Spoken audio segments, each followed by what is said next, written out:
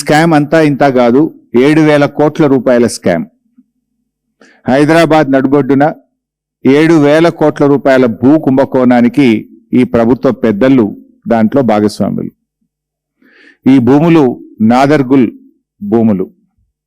ఈ భూములకు చాలా చరిత్ర ఉంది.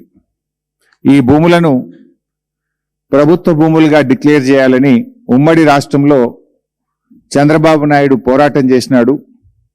రాజశేఖర్ రెడ్డి గారు ఈ భూములను ప్రభుత్వ భూములుగా ప్రకటించారు.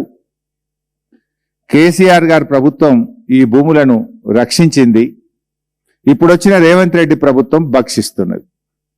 చంద్రబాబు పోరాటం, కాంగ్రెస్ నాటి వైఎస్ఆర్ ప్రభుత్వ భూములుగా డిక్లేర్ చేయడం, 10 ఏళ్ల బీఆర్ఎస్ ప్రభుత్వం ఈ భూములను రక్షించడం, అధికారంలో వచ్చిన 10 రోజుల్లోనే ఈ భూముల మీద కన్నుబడి ఈ భూములను భక్షించే కార్యక్రమానికి నేటి రేవంత్ రెడ్డి ప్రభుత్వం పాల్పడతా ఉంది.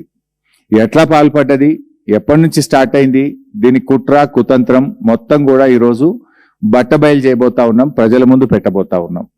ఈ 374 ఎకరాల భూమిలో దాదాపు 600 మంది పేద రైతులు బతుకుతా ఉన్నారు. తాతలు, తండ్రులు, పిల్లల కాడ నుంచి బతుకుతా ఉన్నారు.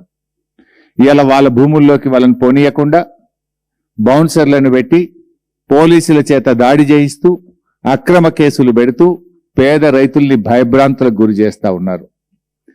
చాలా మంది రైతులు బీఆర్ఎస్ పార్టీ ఆఫీస్కి వచ్చి మా దృష్టికి తేవడం జరిగింది.